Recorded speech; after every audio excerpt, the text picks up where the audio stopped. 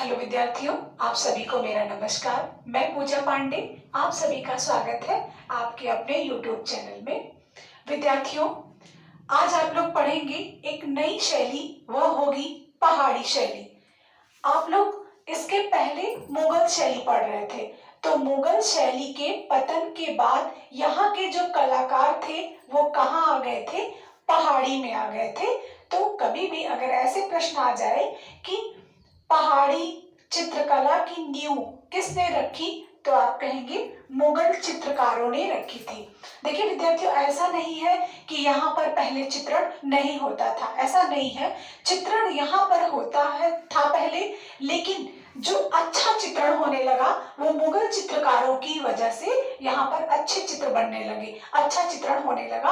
और मुगल चित्रकारों ने जब वहां से औरंगजेब ने परेशान कर दिया मुगल चित्रकारों को, वहां पर इतनी पाबंदियां लगा दी चित्रकला पर, तो वो अपनी रोजी और रोटी की तलाश में वो क्या करने लगे, चारों तरफ इधर उधर भटकने लगे। और भटकते भटकते कुछ तो चले आए पहाड़ी राज्यों में और कुछ चले आए आपके अन्य राज्यों में चले गए, और वही जो है जगह जगह जाकर एक नई नई शैलियों का निर्माण करने लगे, एक नई शैली में चित्रकला को स्थापित करने लगे। तो कभी भी प्रश्न अगर ऐसा बनता है कि पहाड़ी कला की नींव किन चित्रकारों ने रखी, तो मुगलिया चित्रकारों ने या मुगल चित्रकारों ने रखी थी।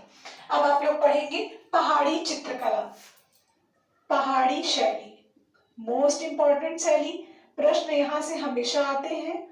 तो पहाड़ी शैली, अब इसका सबसे पहले जानेंगे समय क्या है। समय है 1700 से 1700 ईस्वी से लेकर 1900 ईस्वी तक।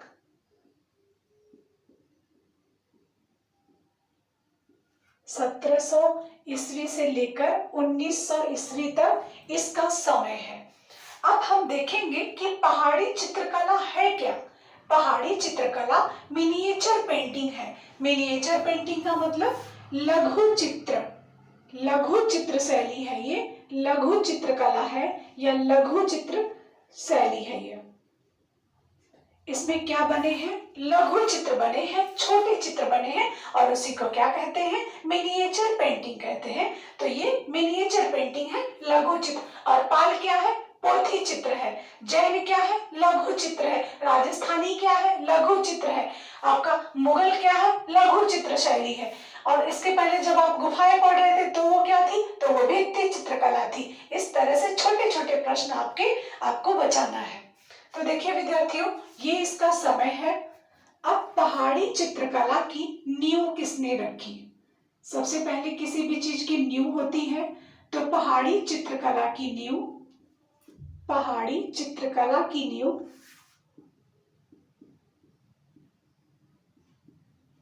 किसने रखी? मुगल चित्रकारों ने, मुगल चित्रकारों ने। अब जब पहाड़ी चित्रकला की नींव मुगल चित्रकारों ने रख दी, तो हमें और आपको पता कैसे चला? तो ऐसे पता चला कि इसकी खोज, पहाड़ी शैली की खोज का श्रेय किसे जाता है?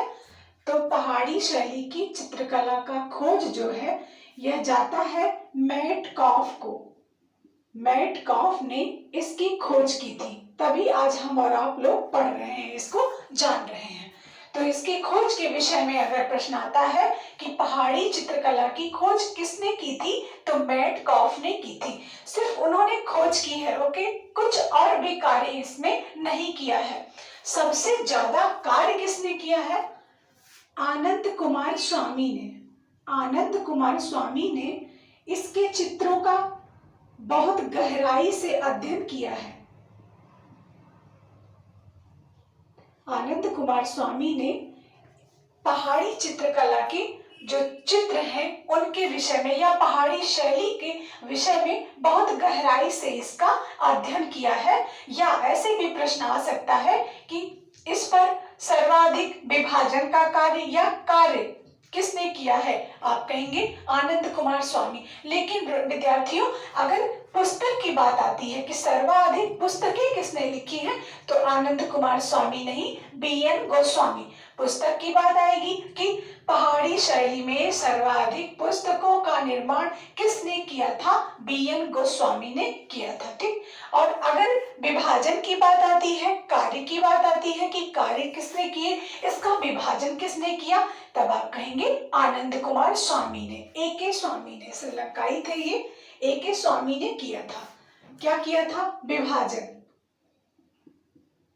विभाजन किया था और इसको 2 भागों में बांटा था। पहाड़ी शैली को 2 भागों में बांटा था आनंद कुमार स्वामी ने। वहीं आर्य अग्रवाल ने इसको क्या किया, आर्य अग्रवाल ने, आनंद कुमार स्वामी ने तो 2 भागों में बांट दिया और आर्य अग्रवाल ने क्या किया, इस शैली को 4 भागों में बांट दिया। तो हम पहले आनंद कुमार स्वामी का विभाजन देखते हैं। आनंद कुमार स्वामी ने पहाड़ी शैली को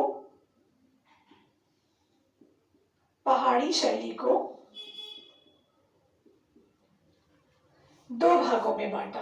कौन कौन से 2 भाग हैं, एक उत्तरी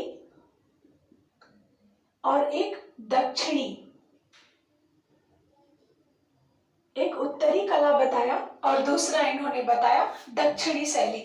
उत्तरी शैली में इन्होंने किसको रखा, कांगड़ा को रखा, कांगड़ा को उत्तरी चित्रकला में रखा, उत्तरार्ध में रखा। और दक्षिणी में किसको रखा है, बसोहली, गुलेर, नूरपुर, चंबा, इन सब शैलियों को दक्षिणी में रखा था। बसोहली, नूरपुर,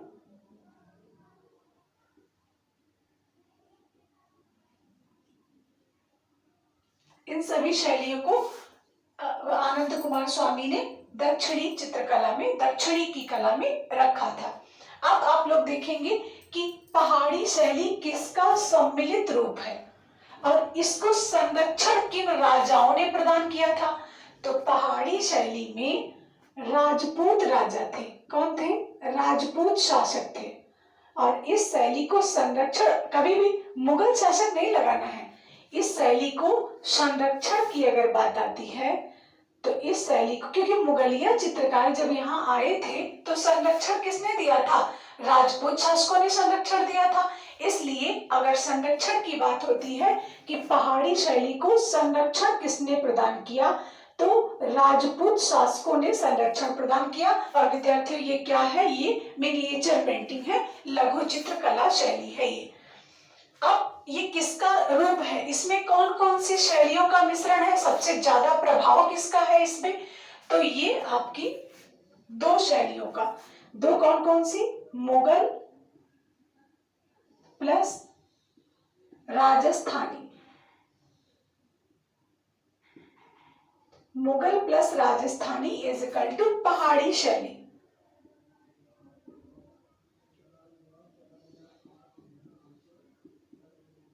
तो ये 2 शैलियों का मिश्रण है, एक है मुगल, दूसरी है राजस्थानी। इसी को ईरानी भी कह सकते हैं और इसको क्या कह सकते हैं, हिंदू, इसको हिंदू कह सकते हैं, इसको ईरानी शैली कह सकते हैं। और विद्यार्थियों ऐसे भी कहा जा सकता है कि ये राजस्थानी प्लस राजपूत, अगर ये ऑप्शन नहीं मिलता है आपको तो ये राजपूत से भी संबंध इसका रखा जाएगा, संबंध यहाँ पर, क्योंकि राजस्थानी और पहाड़ी दोनों में राजपूत ही हैं। अब विद्यार्थियों ये हो गया इसका विभाजन और किसने किया, आनंद कुमार स्वामी ने किया। अब सर्वाधिक, देखिए विद्यार्थियों ये एक ऐसी शैली है जिसमें सर्वाधिक शोध कार्य हुए, जिस पर सर्वाधिक पुस्तकें लिखी गई। ना तो राजस्थानी में इतनी पुस्तकें आपको मिलेंगी, ना तो मुगल में इतनी पुस्तकें मिलेंगी। सर्वाधिक पुस्तकें किस शैली पर लिखी गई है, अगर ऐसे प्रश्न बनता है तो कहेंगे आप कि पहाड़ी शैली पर सर्वाधिक पुस्तकें लिखी गई हैं। तो कुछ इसके तथ्य होंगे कि सर्वाधिक पुस्तकें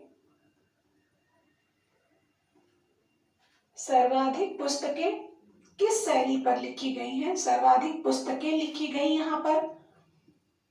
और किसने लिखा है, तो BN गोस्वामी ने। ऐसा नहीं है कि सारी पुस्तकें इन्होंने ही लिखा है, लेकिन इन्होंने ज्यादा इस पर कार्य किया है, सर्वाधिक पुस्तकें लिखी हैं बी.एन. गोस्वामी ने। अब सबसे ज्यादा देवी देवताओं के चित्र, सबसे ज्यादा देवी देवताओं का चित्र यहाँ पर बना है। ऋतुओं का बहुत सुंदर अंकन हुआ है और कृष्ण लीला से सबसे ज्यादा चित्र यहीं पर प्राप्त होते हैं। यहाँ पर चित्रों में प्रकृति को इम्पोर्टेंस। तो देखिए विद्यार्थियों, ये सर्वाधिक पुस्तकें इस शैली में लिखी गई हैं, पहाड़ी शैली में, और देवी देवताओं के सबसे सुंदर चित्र या देवी देवताओं के सर्वाधिक चित्र किस शैली में मिलते हैं? तो पहाड़ी शैली में मिलते हैं विद्यार्थियों। और एक प्रश्न आपका बनेगा कि पहाड़ी शैली में किसका चित्रण सर्वाधिक हुआ है? तो पहाड़ी में सर्वाधिक चित्रण हुआ है कृष्ण लीला का। ऐसा नहीं है कि रागमाला का नहीं हुआ है, ऐसा नहीं है कि आपका जो है राग रागिनी का नहीं हुआ है, 12 मासा का चित्रण नहीं हुआ है। लेकिन अगर सर्वाधिक की बात आती है तो कृष्ण लीला से संबंधित सर्वाधिक चित्र कहाँ पर बने हैं? आप कहेंगे कृष्ण लीला से सर्वाधिक संबंधित चित्र पहाड़ी शैली में बने हैं। और यहाँ के चित्रों में कोई दिखावा नहीं है, नेचुरलिटी है। इतना सुंदर नेचर का उल्लेख हुआ है, इतना सुंदर नेचर का प्रयोग हुआ है यहाँ पर, जो कि अपनी प्राकृतिकता के कारण यह शैली बहुत प्रसिद्ध है। तो इसलिए यहाँ कुछ मेन पॉइंट होंगे जो हम आपको बताएंगे। तो यहाँ पर देखिए, अगर बात आती है खोज की, तो खोज आपने समझ लिया, मेटकाफ ने किया है। ओके, खोज मेटकाफ ने किया। लेकिन प्रकाश में लाने का कार्य, प्रकाश में लाने का कार्य इसको किसने किया है? तो इसको किया है आनंद कुमार स्वामी ने। इस शैली को प्रकाश में लाने का कार्य आनंद कुमार स्वामी ने किया। इसका विभाजन आनंद कुमार स्वामी ने किया और आनंद कुमार स्वामी ही जो है इसके, अगर ऑप्शन में मेटकाफ नहीं होते हैं खोजकर्ता में, तो आप क्या करेंगे? आनंद कुमार स्वामी को टिक कर देंगे।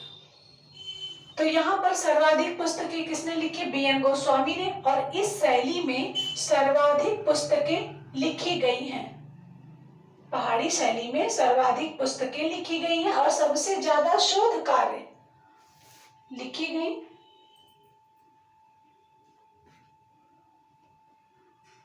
और सबसे ज्यादा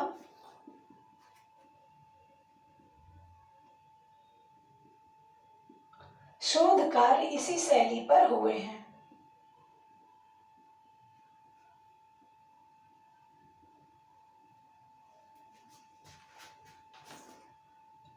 इसी शैली पर हुए हैं।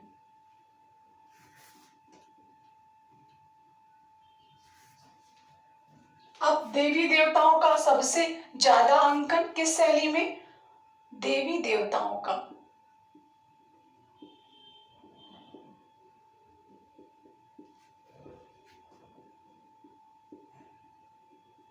सर्वाधिक अंकन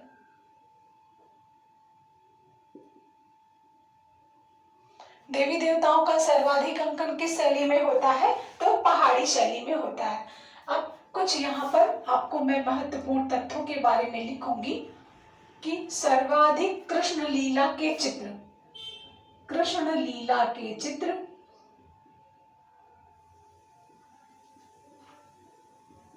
सर्वाधिक, देखिए राजस्थानी में भी हुआ है लेकिन सर्वाधिक पहाड़ी में सर्वाधिक चित्र बने।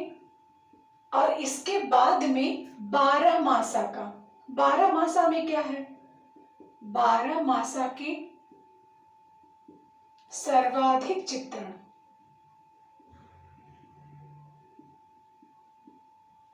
यहाँ पहाड़ी में हुए हैं। तो 12 मासा का अंकन सबसे ज्यादा पहाड़ी शैली में और कृष्ण लीला का अंकन सबसे ज्यादा पहाड़ी शैली में। जब राग रागिनी की बात आएगी और रागमाला की बात आएगी तो राजस्थानी शैली में। अब यहाँ पर कितने चश्म चेहरे का प्रयोग हुआ है? अब चेहरे की बात अगर करते हैं तो एक चश्म चेहरा, एक चश्म चेहरे का प्रयोग है। रंग की बात करते हैं कि रंग कौन से यूज हुए हैं यहाँ पर? तो रंग में है खनिज रंग, रंग में कौन सा रंग प्रयोग किया गया है? खनिज रंगों की बाहुल्यता है यहाँ पर, खनिज रंग का सबसे ज्यादा प्रयोग है यहाँ पर। और धरातल की अगर हम बात करें तो कागज का धरातल के लिए किस पर चित्रकार ने चित्रकारी की है? तो अगर हम धरातल की बात करते हैं तो धरातल यहाँ पर क्या है? कागज है, कागज। और सर्वाधिक किस कागज का? सियालकोटी कागज का, जो सियालकोट से आता था वह कागज हल्का भूरे रंग का होता था, वो यहाँ पर सर्वाधिक यूज किया गया है विद्यार्थियों। और ये आपके महत्वपूर्ण तथ्य हैं पहाड़ी शैली के। इसके बाद आप पढ़ेंगे कांगड़ा शैली, इसके बाद पढ़ेंगे बसोली। ये बहुत बड़ी शैली नहीं है, थोड़ा सा, लेकिन प्रश्न बहुत अच्छे बनते हैं यहाँ से। और एमवीएस केवीएस वाले विद्यार्थियों के लिए तो बहुत महत्वपूर्ण है, और आपके टीजीटी के लिए भी उतनी ही महत्वपूर्ण ये शैली है। क्योंकि जब भी प्रश्न यहाँ से उठते हैं तो मान के चलिए 2, 4, 6 प्रश्न जरूर यहाँ से बनेंगे, कम से कम 4 प्रश्न तो यहाँ से बनने ही बनने हैं। इसलिए विद्यार्थियों इसको बहुत ही सहजता के साथ, बहुत आसान तरीके में इसको समझिएगा, पढ़िएगा। और एक बार विद्यार्थियों, आप लोग परेशान हो रहे हैं कि परीक्षा अभी अगस्त में ही हो जाएगी, ऐसा कुछ भी नहीं है, घबराएं नहीं।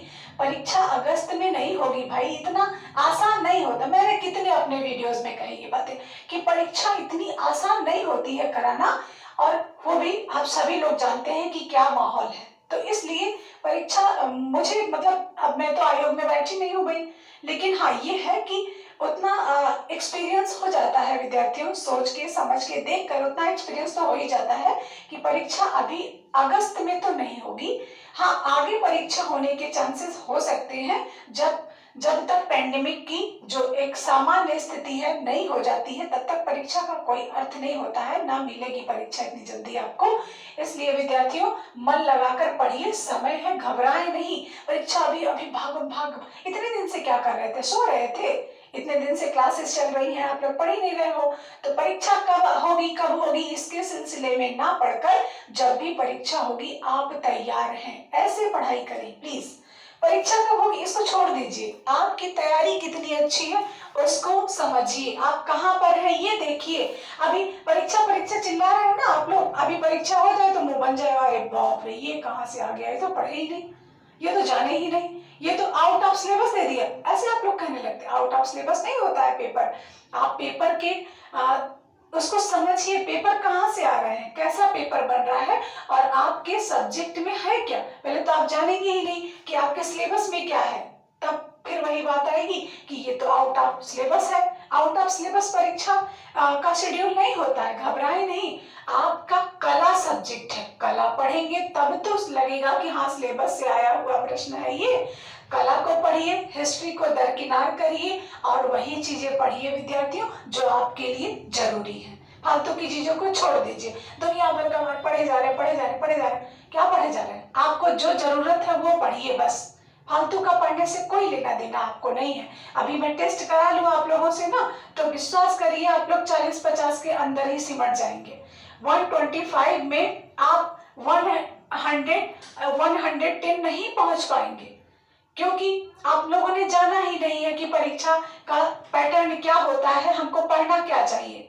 तो इसलिए परीक्षा ना करके आप लोग अपनी सहजता से तैयारी करें, और जब भी परीक्षा होगी आपको देना ही देना है और सिलेक्शन लेना ही लेना है। इसलिए विद्यार्थियों घबरा कर पढ़ाई नहीं होती है, आराम से, इत्मीनान से, पेशेंस रखकर पढ़िए।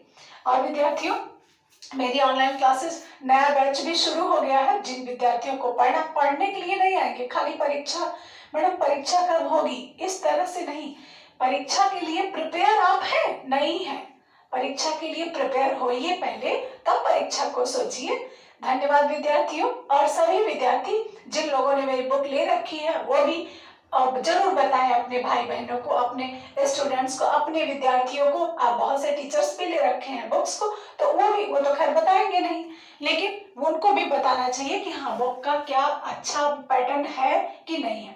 और विद्यार्थियों आप लोगों के जो इष्ट मित्र हैं वो भी आप लोगों को बताएं कि बुक का क्या अच्छा बुक है कि नहीं। अन्य बुकों से तो मेरी बुक बहुत अच्छी। दूसरी बात ये कि गलत चीजें, और विद्यार्थियों आप गलत चीजें नहीं पाएंगे। और विद्यार्थियों, आप लोग एक चीज जानते हैं, जो आप लोग बुक बुक कहते हैं ना, शिल्पी बुक है, यूथ बुक है, यूथ शिल्पी बुक नहीं है। ये क्या है? प्रीवियस ईयर्स के आए हुए क्वेश्चंस हैं। इसको आप कंटेम्प्ट नहीं कर सकते हैं, इसको आप कहीं भी एविडेंस इसका नहीं लगा सकते हैं, इसलिए सही पढ़िए। अब मैं अपनी क्लास में यूथ सॉल्व करा रही हूँ, अपनी क्लास में टीजीटी पीजीटी शिल्पी जो भी आए हुए प्रश्न है उनको सॉल्व करा रही हूँ। कितना गलत दे रखा है वो हमारे विद्यार्थी बहुत अच्छे से जान रहे हैं। इसलिए विद्यार्थियों, जहां मेहनत, जो टीचर आपके साथ मेहनत कर रहा है वहां लगिए। फालतू का सजा सजाया बोर्ड तैयार कर दिया, हटाओ, आगे करो, खींचो, इस तरह से पढ़ाई करने से कोई फायदा नहीं है विद्यार्थियों। धन्यवाद विद्यार्थियों, आपको मेरी बात अच्छी लगे या ना लगे, लेकिन मुझे अपनी बातों को आपके सामने रखना है, इसलिए मैं रखूंगी, सही चीजें हैं। अब धन्यवाद विद्यार्थियों, आप लोग ऐसे पढ़ते रहिए, आगे बढ़ते रहिए। इन्हीं शुभकामनाओं के साथ हम आपको अपने नेक्स्ट वीडियो में मिलेंगे। नमस्कार।